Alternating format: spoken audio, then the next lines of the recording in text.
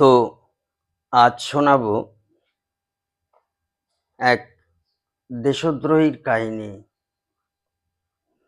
তখনও আমরা পরাধীন ভারত, ইংরেজ শাসন চলছে। দেশদ্রোহী নেত্রসেন হত্যা। তো নেত্রসেন কি করেছিল? মাস্টারদা সূর্য সেন যখন, খুব ছোট করে বলছি, মাস্টারদা সূর্য সেন যখন ক্ষীরোদপ্রভা ওখানে আশ্রয় নিয়েছিল, তখন এই নেত্রসেন পুলিশদের খবর দিয়ে দেয়। কেননা মাস্টারদা যেখানে ছিল সেটা পুলিশ কেন, কোনো লোকের জানার কথা না। কিন্তু হঠাৎ করে আচমকা পুলিশ তো আছেই, তার সাথে গেরিলা বাহিনী। চিন্তা করা যায় কত বড় খবর হয়ে গেছিল মাস্টারদাকে ধরানোর জন্য। আর তখনকার দিনে মাস্টারদার মাথার দাম ছিল 10,000 টাকা। চিন্তা করুন, তখনকার দিনে পরাধীন ভারতের তখনকার দিনে চট্টগ্রামে মাস্টারদার মাথার দাম ছিল 10,000 টাকা, মৃত অথবা জীবিত। তো এই দেশদ্রোহী নেত্রসেন প্রথম খবর দেয় পুলিশকে যে ক্ষীরোদপ্রভা বাড়িতে, ক্ষীরোদপ্রভা দাস বাড়িতে তিনি আছেন। তো কিছুক্ষণের মধ্যেই গেরিলা বাহিনী, পুলিশ, লাল পুলিশ ঘিরে ফেলে। পুরো ঘিরে ফেলে সূর্য সেনকে ধরে ফেলে। মাস্টারদা তখন পটাশিয়াম খাওয়ারও সময়টুকু পায়নি।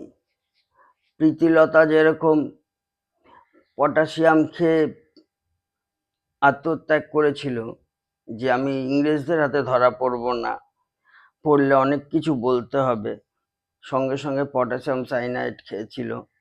কিন্তু মাস্টারদা সে খাওয়ারও সুযোগ পায়নি, তার আগেই তাকে ধরে নিয়েছিল। তো মাস্টারদা ধরা পড়ল।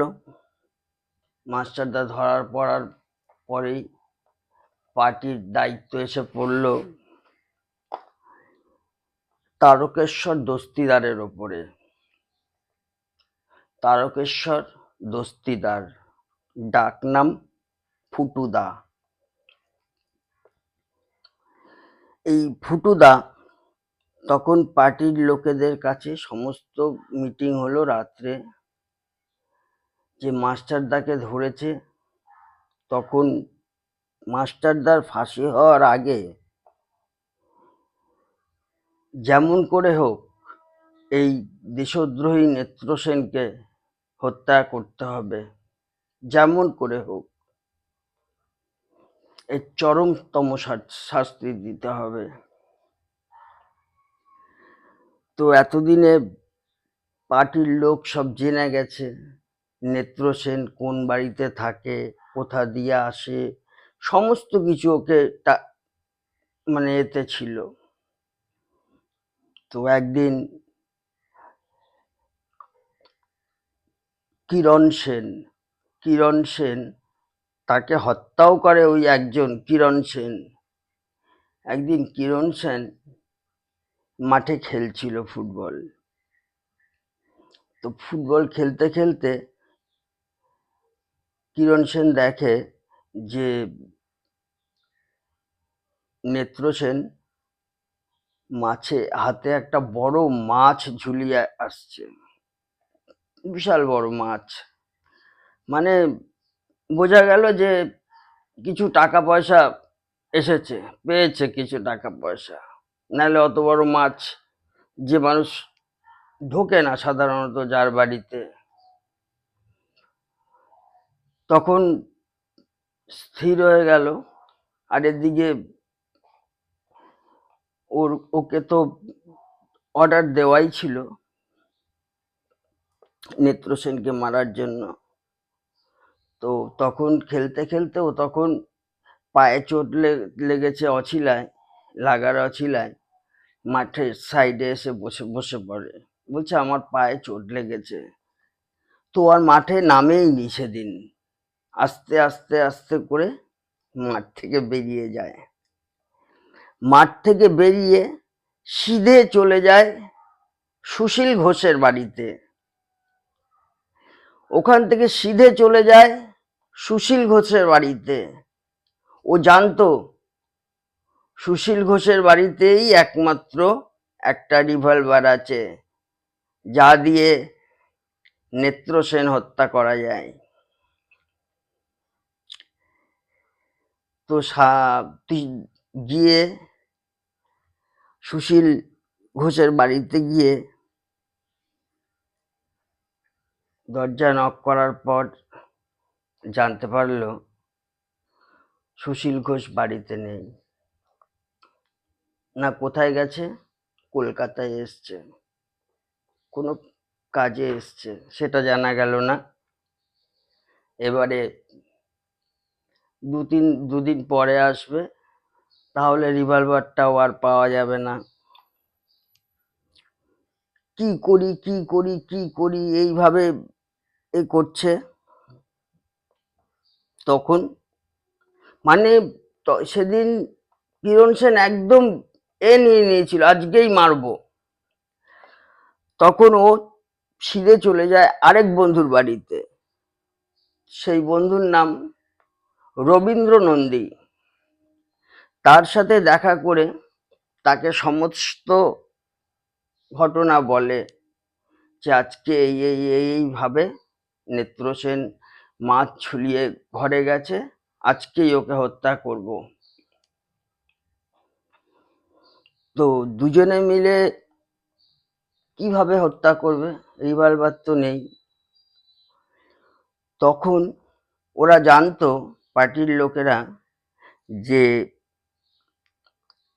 দেবেন দত্তের বাড়িতে, তিনিও মাস্টারদার অনুগামী, দেবেন দত্তের বাড়িতে একখানি বড় রামদা আছে। ওদের খেয়ালে ছিল, দুজনে মিলে বুদ্ধি করেছে। তখন ওই দেবেন দত্তের বাড়িতে গিয়ে ওরা রামদাটা চেয়ে নেয়, চেয়ে কাপড় ঠাপড় দিয়ে বেঁধে ওরা নেত্রসেনের বাড়ির দিকে রওনা হয়। এবং আস্তে আস্তে যাতে সন্ধ্যাটা হয়ে যায়, সন্ধ্যা তখন 7:30 8টা হবে, একদম ঘুটঘুটে অন্ধকার।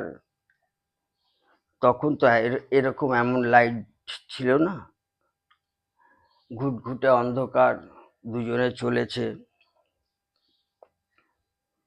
এখন কিরণ সেন বলল যে ওর বন্ধুকে, তুমি দরজার বাইরে থাকো, আমি গিয়ে প্রথম আঘাত করব। আমি যদি কোনো রকম ফ্যাসাদে পড়ি বা কোনো রকম আটকে যাই, তখন তুমি যাবে। মানে ওদের বুদ্ধি অন্য ধরনের, একসাথে দুজন যাবে না, ধরা পড়লেও একসাথে দুজন যেন ধরা না পড়ে, এটাও মাথায় ছিল। তো আস্তে আস্তে সিঁড়ির তলাটায় গিয়ে দাঁড়ায়। তখন নেত্রসেনের থেকে কিরণ সেন দূরত্ব মোটামুটি 5-6 হাত, এত কাছে। সঙ্গে রামদা খোলা অবস্থায় নিষ্পিস করছে হাত। তো ওর বউ দেখলো, একটা আসন পেতে দিল, নেত্রসেন খেতে বসলো। নেত্রসেন খেতে বসার পরে ওর বউ আবার একটা কি দিল, তো নেত্রসেন খাওয়া শুরু করেছে, তখন শুরু করে দিয়েছিল। শুরু করার পরে ওনার বউ, ওনার বলবো না, ওকে আপনি বলাটাও ভুল, ওর বউ ওকে আবার কিছু একটা আনতে রান্নাঘরে যায়। আর ঠিক সেই মুহূর্তে কিরণ সেন ঢুকে যায় ঘরের মধ্যে। পেছন দিক থেকে একদম রামদায়ের এক ঘা, মুন্ডুটা আর্ধেক থালার উপর ঝুলছে। সেদিন নেত্রসেন মা বলারও চান্সটুকু পায়নি, মা বলার সুযোগটুকু দেয়নি কিরণ সেন। এমন জোরে আঘাত করেছিল, এমন তার শক্তি ছিল। আঘাত করে নির্বিকারভাবে, কোনো রকম হইহল্লা না করে, আস্তে করে সিঁড়ি দিয়ে বেরিয়ে দুই বন্ধু মিলে রাস্তা দিয়ে হেঁটে চলে যাচ্ছে। অনেকটা দূরে যাওয়ার পর শুনতে পাচ্ছে তার বউয়ের মরা কান্না, সদ্য বিধবা বউয়ের যেমন মরা কান্না হয় তেমন মরা কান্না। আর এরা দুজন আনন্দ করছে, আমাদের মাস্টারদাকে ধরিয়ে দিয়েছিস, তার পরিণতি আজকে এই করলাম, আমাদের হাত থেকে তোরা বাঁচবি না। তবে একটা কথা বলি, যে বাঙালি হয়েও ইংরেজ সরকারের আমলে অনেক ক্ষতি করেছে বাঙালিরা প্রচণ্ড ক্ষতি করেছে বাঙালিদের ধরিয়ে দিয়ে। আবার এমনও দেখা গেছে যে অনেক ইংরেজ ভালো ছিল, অনেক ইংরেজ দেখা গেছে পার্টির ছেলেদের আগে থেকে বলে দিত এখানে রেট হবে, পালিয়ে যাও।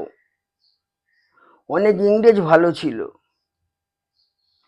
কিন্তু বেশিরভাগ লালসায় ভুগত এই বাঙালি জাতি, যার জন্য পিছিয়ে গিয়েছিল অনেকটা। তবে মাস্টারদার সাথে আমাদের গান্ধীজির সেরকম, গান্ধীজি তখন ছিল হয়তো, গান্ধীজি, সুভাষ বসু, এদের সাথে তেমন মতের মিল হয় না। গান্ধীজির সাথে বিশেষ করে ওই এক গালে চড় খেয়ে আরেক গাল পাতা, এটা তার মনোপুত হয় না। তাই সে চলে যায় চট্টগ্রামে। বলে গেছিল আমি দেশ স্বাধীন করব, এই কথাটা বলে গেছিল। আর এই কথাটা রেখেছিল কজন জানে হয়তো জানি না, জানে যারা জানে, 3 দিনের জন্য চট্টগ্রাম স্বাধীন হয়েছিল। 3 দিনের জন্য চট্টগ্রামে উড়েছিল ভারতীয় পতাকা। যেদিন চট্টগ্রাম অস্ত্রাগার লুণ্ঠন হয়, কারোর হাতে ছিল লাইন কেটে দেওয়ার পাওয়ার, কারোর হাতে ছিল ইলেকট্রিকের তার বিচ্ছিন্ন করার, কারোর হাতে ছিল টেলিগ্রাফ এগুলোকে বন্ধ করার। টোটালি যোগাযোগ সব বন্ধ করে তারা ওই চট্টগ্রাম অস্ত্রাগার লুণ্ঠন করেছিল, এবং সফলভাবে লুণ্ঠন করেছিল। আজ এইটুকুই, আবার পরে দেখা হবে একদিন।